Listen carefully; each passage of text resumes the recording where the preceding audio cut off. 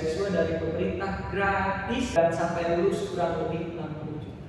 Nah, jangan sampai kamu cukup tentang ilmu, tapi irsi. Saya tidak pernah menjelek-jelekan negara ini. Ya. Halo teman-teman, perkenalin nama saya Arka. Kali ini kita bakal buat segmen yang sama, obras, tapi dengan judul yang berbeda, yakni apa sih beasiswa itu. Maka dari itu kita sudah mengundang bintang tamu kita kali ini, ini Bang Farhan Mujahidin.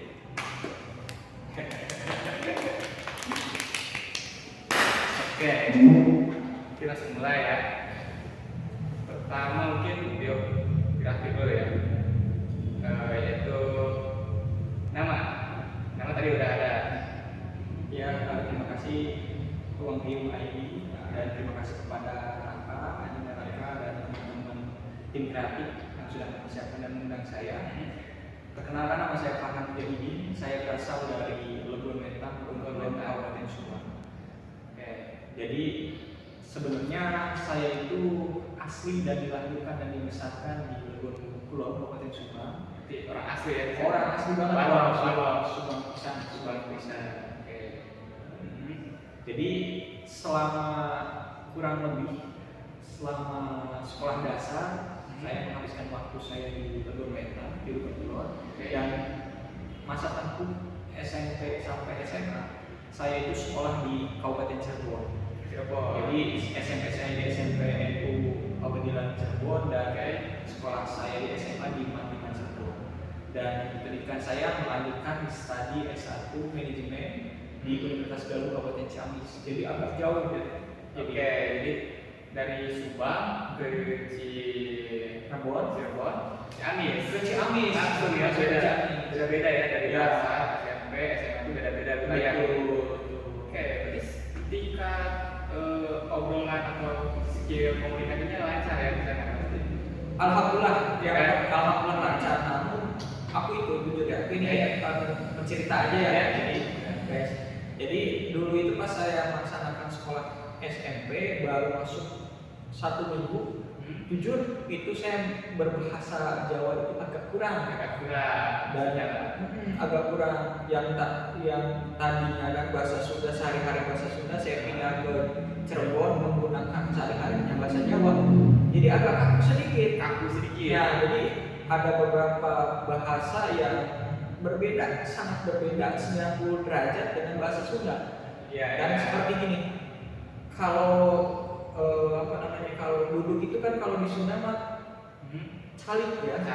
Kalau di Jawa mah jagong. Iya, makanan ya. Iya, kalau di Sunda makanan, namun kalau di Jawa itu duduk gitu kan. Mangga calik. Ada, tapi kalau di Jawa mogok jagong gitu kan. Beda sekali ya. Perbedaannya. Ada kesamaan, ada beberapa kosakata yang sama, tapi ada juga yang beda. 1 derajat dan 5% itu berbeda dengan bahasa Sunda.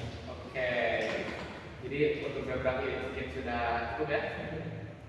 Lanjut ke topik utamanya, yaitu LPDP atau beasiswa. Belakang ada isu tentang LPDP, itu tentang siswa atau mahasiswa yang telah mendapatkan LPDP ke luar negeri, namun di sana menyatakan bahwa dia itu tidak enggan untuk balik ke Indonesia. Nah, menurut Abang gimana? Jadi perlu diketahui dulu, Kak. Jadi LPDP merupakan beasiswa dari pemerintah, scholarship dari pemerintah melalui Kementerian Keuangan. LPDP itu apa sih? Nah, LPDP adalah lembaga pengelola dana pendidikan yang dianggarkan melalui APBN oleh negara. Jadi melalui Kemenke atau Kementerian Keuangan.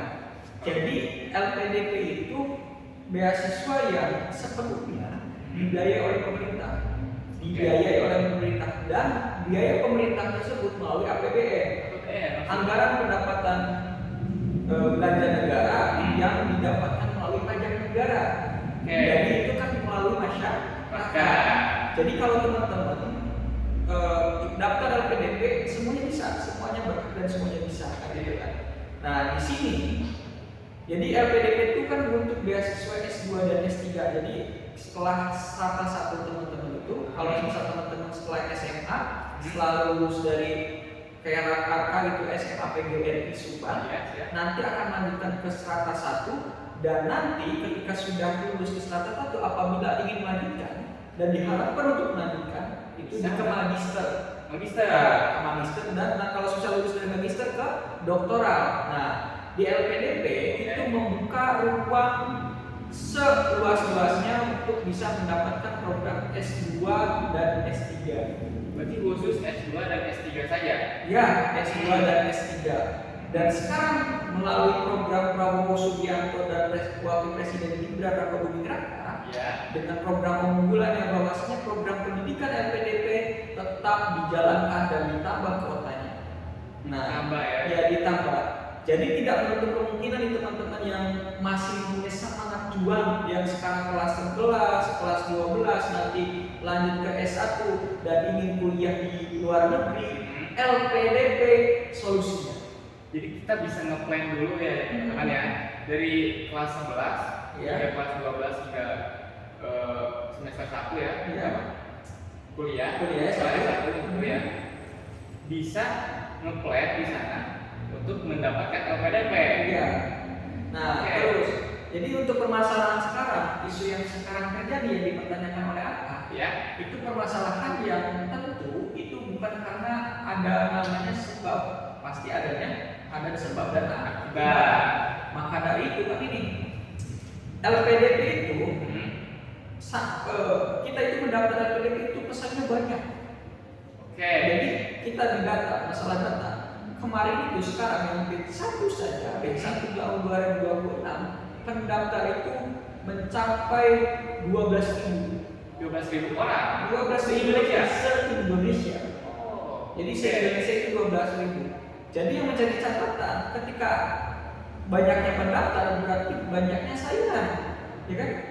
Saingan yang ingin mendapatkan LPDP. Maka setiap pendaftar itu mempunyai kelebihannya, mempunyai value-nya, mempunyai nilai jualnya. Maka di sanalah poinnya, nilai jualnya. Dan LPDP bukan hanya sekedar merekrut orang-orang yang tidak serius dan tidak komitmen, namun LPDP merekrut orang-orang yang berkomitmen untuk berkontribusi untuk negara kesatuan Republik Indonesia. Jadi ketika kemarin kita itu adalah merupakan komitmen dari LPDP, dari kita penerima award, kalau bahasa penerima itu award LPDP. Jadi penerima LPDP itu harus bisa berkontribusi kurang lebih 2 tahun pasca studi. Kurang lebih 2 tahun kurang lebih 2 tahun pasca studi. Maka ketika kita menjalankan pasca studi itu harus serius tentu saja, dan harus bisa berkontribusi dengan produk. Misalnya gini, Arka sekarang, Arka itu daftar LPDP dan diterima bisa mulai dari Belanda. Nah, Arka itu di rencananya Arka itu harus pulang ke Indonesia, dan itu harus menjadi persyaratan setelah lulus di Belanda itu. Setelah lulus di Belanda ke kontribusi ke NKRI ke Indonesia. Dan tentu negara kita itu kan mempunyai prinsip keadilan, prinsip sebuah timbal balik kepada orang yang sudah diberi bantuan. Maka yang orang yang diberi bantuan harus bisa membayar sebuah kontribusinya. Jangan sampai tidak membayar dan menjaga nama baik dan citra baik negara. Berarti isu yang terjadi kemarin itu adalah kesalahan dari orang tersebut karena tidak komitmen. Nah betul, tidak komitmen. Karena orang itu tidak komitmen untuk menjalankan sebuah kontribusi yang sudah disyaratkan Ya. oleh LPDP. Makanya dicabut LPDP-nya. LPDP-nya dicabut. Jadi memang itu bukan salah LPDP-nya, tapi salah orang, salah figur. Jadi teman-teman, kalau misal teman-teman nih penonton ini mendaftarkan LPDP, maka teman-teman harus komitmen dengan kontribusinya dan teman-teman komitmen dengan rencana pasca studinya. Itu pelajaran buat teman-teman setelah ngambil LPDP ya. Jangan lupa komitmen kepada negara. Ya. Jadi bentuk komitmen itu beragam ya. Kalau luas. Misal aku itu mendaftar LPDP di jurusan manajemen. Manajemen. Kontribusinya untuk negara apa? Selain aku rencana pasca studinya itu untuk menjadi dosen di Universitas Galuh, aku dituntut untuk berkontribusi dan berguna untuk masyarakat. Contohnya, aku ingin menyelenggarakan dan mengajarkan dan mendirikan sekolah alternatif. Apa sih sekolah alternatif tersebut? Sekolah alternatif adalah sekolah untuk anak-anak jalanan yang berada di Kabupaten Subang yang tidak mendapatkan hak pendidikannya. Nah, dan itu adalah komitmenku ketika sudah menjalankan studi aku di Universitas Gadjah Mada. Karena aku rencanaku di dalam negeri kan. Jadi aku mengambil di UGM.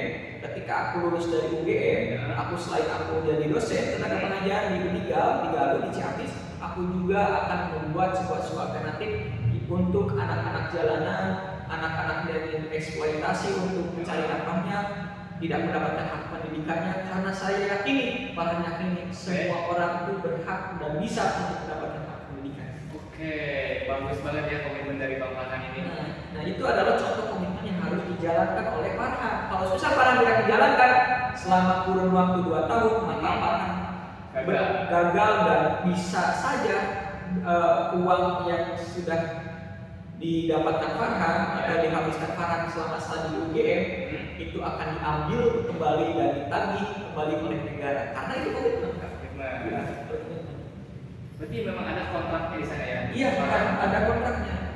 Jadi bukan menyalahkan sebuah negara, karena negara itu menseleksi orang-orang itu untuk menyiapkan SDM Indonesia Emas 2045. Jadi lulusan LPDP itu nanti akan disiapkan guys, untuk bisa bersaing di Indonesia Emas 2045.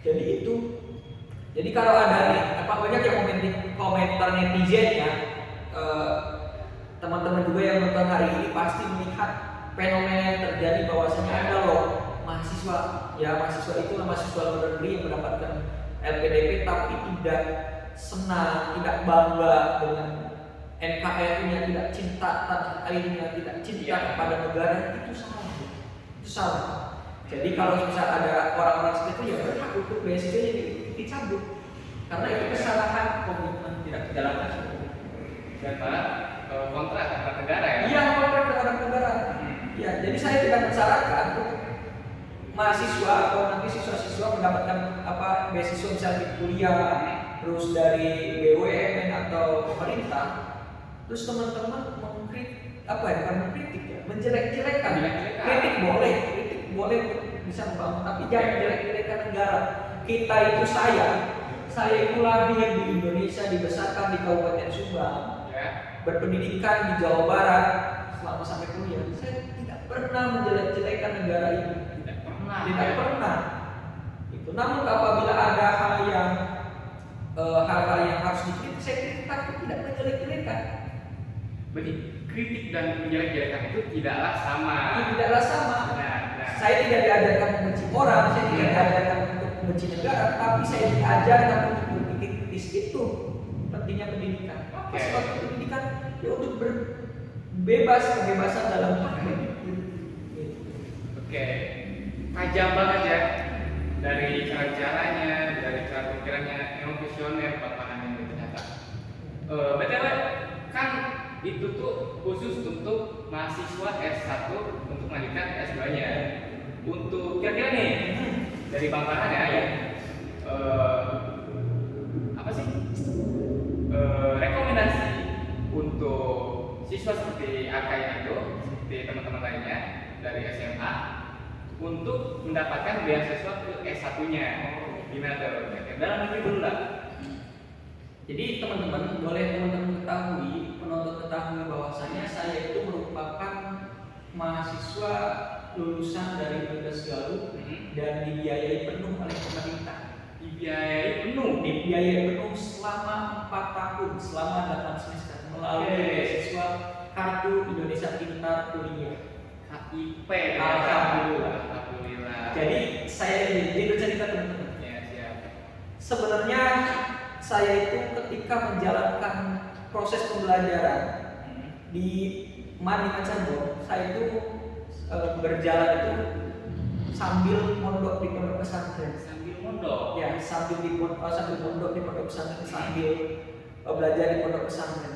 Yaitu di pondok pesantren An-Nasuha Kalibuti Kabupaten Cirebon. Di sana saya diajarkan oleh guru saya, oleh kiai saya bahwasanya kamu Farhan harus bisa melanjutkan studi ke jenjang yang lebih tinggi lagi, yaitu S1, baik PTN maupun PTS. Tapi kamu harus kuliah. Karena apa? Karena guru saya almarhum Al-Maghfurlah Kiai Haji Muhammad Usama Mansur mengajarkan, jangan sampai kamu cukup tentang ilmu, tapi irsi apa sih itu? Haus akan ilmu. Jadi kalau misalnya kita haus, itu tidak merasa cukup teman-teman. Ya. Kita itu kurang gitu. Karena apa? Karena menuntut ilmu itu wajib, apalagi untuk laki-laki seperti kita ya. Bukan mendeskripsikan ke perempuan, tapi apalagi laki-laki sebagai khalifatul fil ardi, sebagai pemimpin di muka bumi ini. Pemimpin di muka bumi ini. Ya, pemimpin di muka bumi ini, dan nanti kan akan berkeluarga. Kalau semisal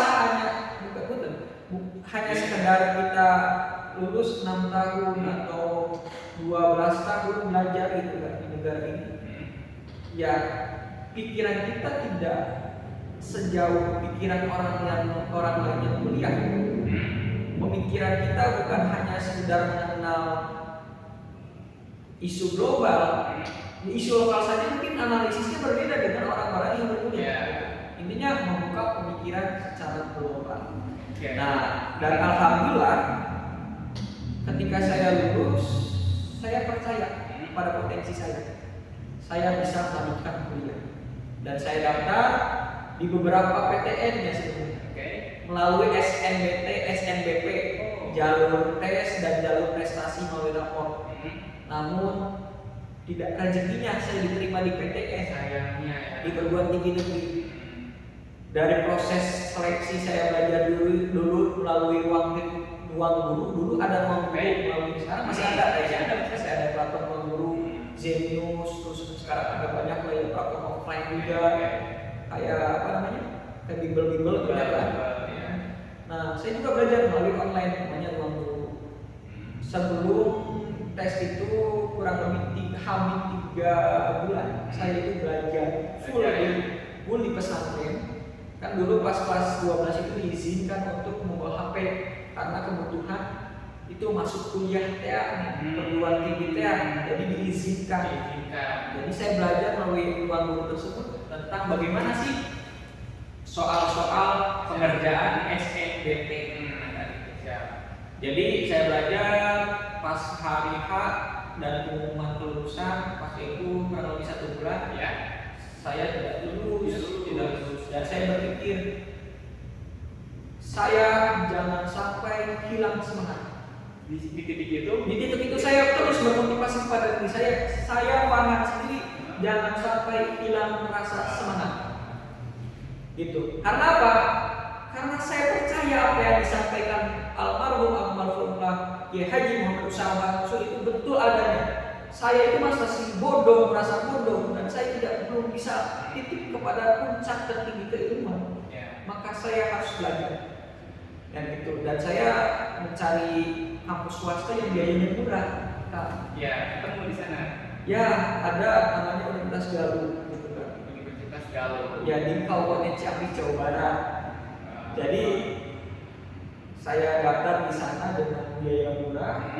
Ya dulu itu masuknya kurang lebih, karena saya cukup karena tabungan pas pondok pesantren itu tabungan saya sampai 4,5 juta. Wah, banyak Dan ya. 4,5 juta karena pondok pesantren. Mhm. Dan habis itu masuk kuliah kan cuma 5 juta ya di uang pakar itu. Dan saya 500.000 itu orang tua saya menjual itunya hasil ternaknya itu ayam untuk saya bisa berkuliah, menjual berapa ayam kurang lebih 4 ayam jagonya gitu. Ayam jagonya untuk dijual. Ya alhamdulillah 5 juta untuk uang makan itu bisa dibayar oleh saya karena kamu swasta, Ya. perguruan tinggi swasta PTS. Dan setelah itu saya kuliah Kuliah di sana. kurang lebih saya menghabiskan 2 bulan kuliah. Saya aktif di kelas. Oke, aktif Ya ya. aktif, jadi poinnya aktif di kelas. Ketika dosen menerangkan dan dosen membuka diskusi, Ya. saya bertanya. Bertanya. Saya bertanya mengajukan Oke. pertanyaan dan saya aktif di kelas. Jadi saya kritis lah terhadap dosen. Oke. Apa yang disampaikan saya tanya dan saya tanggapi. Hmm. Karena menurut saya hal itu hal yang wajar bagi mahasiswa. Karena beda antara siswa dan Mahasiswa ya, memang benar. Next, karena hal itu terjadilah KIP kuliah aspirasi. KIP kuliah aspirasi Ya. apa? Jadi KIP kuliah di KIP kuliah itu ada KIP kuliah murni dan KIP kuliah aspirasi. KIP kuliah murni adalah program dari Pusat Kemendikbud Saintek melalui informasi sosialisasi secara umum. Secara umum. Ya, secara umum. Dari negara. Dari negara. Jadi Oke. biasanya melalui laman KIP kuliah atau melalui Kementerian Pendidikan itu menyebarluaskan sosialisasinya tentang KIP kuliah murni. Daftar melalui ya biasanya berbarengan dengan pendaftaran ke PTN, SNBP dan SNBT dan KIP kuliah kayak seperti contoh Arka itu mau daftar SNBP Ya. karena ada program KIP kuliah dan Arka masuk dalam kriterianya Arka mendaftar KIP kuliah dulu. Berarti mendaftarkan diri ya. KIP kuliah dulu baru daftar kuliah PTN. Nah itu biasanya melalui KIP kuliah murni umum. Nah, dan bedanya dengan KIP kuliah, kalau misalnya KIP kuliah aspirasi, biasanya KIP kuliah aspirasi itu dibuka ketika sudah bergulir atau mahasiswa baru itu sudah masuk ke semester 1, sudah menjalankan proses perkuliahan. Biasanya itu di 2 bulan, 2 bulan setelah ya 2 bulan pertama di semester 1 menjalankan kuliah itu ada informasi, biasanya itu kota-kotanya belum penuh. Nah itu aspirasi dari Dewan Perwakilan Rakyat Republik Indonesia DPR RI. Jadi nanti melalui dosen-dosen dan instansi universitasnya sendiri. Jadi nanti universitas itu sosialisasi kepada mahasiswa yang setidaknya masuk ke dalam kriteria. Nah, jadi masuk ke dalam kriteria. Jadi abang ini ketika masuk kuliah dan 2 bulan melaksanakan semester 1 dan ada sosialisasi dari dosen dan bahwasannya ada nih KIP kuliah aspirasi melalui DPR RI di kampus kita. Ya. Dan Farhan itu diwawancara dan melaksanakan tes dulu baru wawancara dan alhamdulillah Farhan lulus. Itu tuh berapa orang kira-kira? Ya. Kurang lebih cuma 200 orang 200 orang dari 1.250 mahasiswa baru. Berarti cuma berapa persen kan? Iya.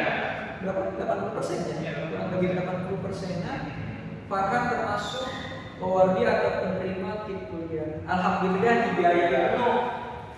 Jadi pas waktu itu Farhan mendapatkan biaya kuliah itu sebanyak 4.200.000 untuk biaya uang saku, 2.400.000 untuk biaya kuliah atau sekolah kuliah gitu. Biaya UKT kalau biaya besaran uang kuliah tunggal SPP. Itu total Total itu 4.200.000 tambah 2.400.000 berapa? 4.200.000 tambah 4.200.000 Ya. berarti 8.400.000. 6 juta. Hah? 4 tambah 2. Oh, 4 ya 6 juta. 6.800.000. Sebanyak Ya 6.800.000. Dan alhamdulillah selama 1 semester itu 6.800.000 dan sampai lulus kurang lebih 60 juta. 60 juta. Saya mendapatkan beasiswa dari pemerintah gratis tanpa biaya dari sendiri. Wah. dan dibiayai uang saku, uang jajan. Jadi saya uang kos, uang jajan itu dikasih oleh negara. Dan saya sangat berterima kasih kepada negara karena sudah bisa memfasilitasi saya dengan KIP kuliah Kartu Indonesia Pintar Kuliah. Terima kasih kepada Bapak Presiden, terutama Bapak Presiden Joko Widodo dan yang melanjutkan sekarang Prabowo Subianto. Wah, berawal dari sebuah nasihat dari guru. Ya, dari guru, dan saya percaya ini bukan hanya KIP kuliah teman-teman. Nah, Di S1 itu buat untuk teman-teman yang akan lulus ke perguruan tinggi nanti S1 itu bukan hanya KIP kuliah, bukan hanya materi. ya bukan hanya beasiswa KIP kuliah, tapi ada beasiswa namanya dari beasiswa Bank Indonesia, bahkan ada beasiswa perusahaan jarum, masih banyak lagi beasiswa scholarship yang bisa diakses oleh teman-teman SMA yang akan melanjutkan ke perguruan tinggi. Jadi baik swasta maupun negeri. Jadi selain beasiswa yang disediakan oleh pemerintah, masih ada juga beasiswa yang disediakan oleh perusahaan Baik BUMN, baik swasta. Namun yang menjadi catatan adalah teman-teman harus cross check, harus lihat informasinya. Informasi ini hoax atau fakta atau benar. Nah, jadi harus bohong atau benar. Jadi ada cross check atau screening terlebih dahulu. Karena banyak loh masyarakat penipu yang mengatasnamakan beasiswa. Jadi jangan ketika teman-teman ada berita bahwasanya siswa ini tertipu oleh beasiswa bahkan beasiswa itu tidak ada perusahaannya. Fiksi ya, fiktif.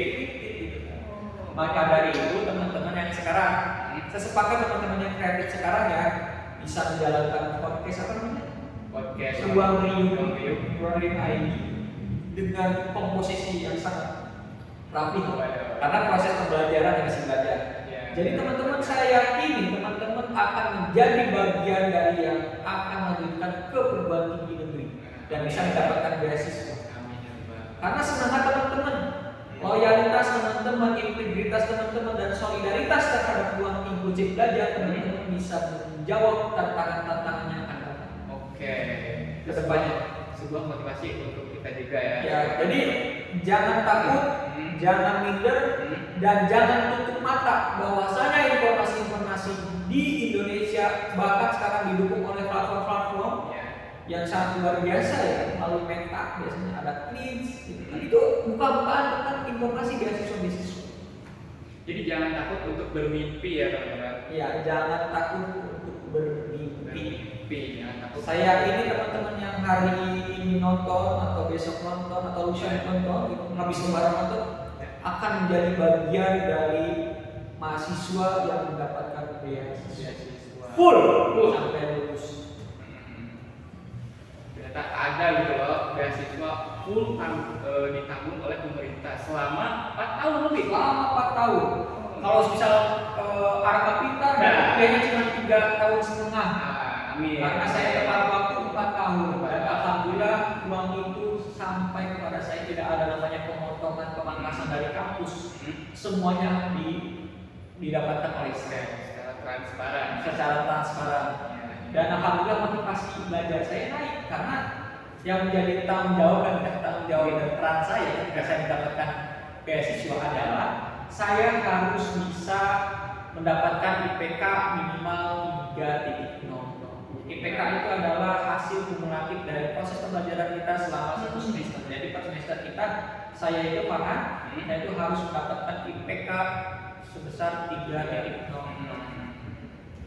Jadi motivasi belajar saya naik. Saya masih kurang nih dalam hal belajar, dalam hal pelajaran. Saya harus mencari ilmu di ruang-ruang lain, dan pada akhirnya saya aktif di organisasi. Dan di sana saya ditempa di dalam proses organisasi yang baik, dan alhamdulillah ketika saya lulus saya tidak bingung untuk mendapatkan kerjaan, mendapatkan akses jaringan kedepannya. Minimal saya bisa bertahan hidup dan memanfaatkan apa yang menjadi ilmu ketika Oke, karena sudah ditempa ya kepribadian di itu. situ. Ya. Mungkin ada tambahan mungkin dari saya mungkin ini closing statement ya, Ya, closing statement dari saya mengutip dari Anthony Gramsci. Saya pesimistis terhadap kecerdasan, namun saya optimistis terhadap keinginan. Jadi jangan sampai teman-teman berhenti untuk belajar. Jangan berhenti untuk belajar. Teman-teman harus haus akan hidup. Karena teman-teman adalah penerus generasi bangsa. Teman-temanlah yang akan melanjutkan tatanan sumber daya manusia yang berada di negara Kesatuan Republik Indonesia. Yang teman-temannya yang akan melanjutkan saya, orang tua kita. Karena teman-temanlah generasi bangsa yang akan menjadikan Indonesia emas 2045. Mungkin cukup. Nah, berawal dari di Subang, ke Jawa, ke Subang kembali, terus belajar selama 4 tahun dengan uang negara, beasiswa. Wah. Dan sekarang ingin melanjutkan melalui program LPDP, Lembaga Pengelola Dana Pendidikan melalui Kemenke. Insya Allah daftar ke Universitas Gajah Mada. Mohon doanya, mohon doa dan restunya supaya insya Allah B1 tahun 2026. Terima kasih. Ya, mungkin begitu saja ya video sekali ini, dan jangan lupa teman-teman untuk udah.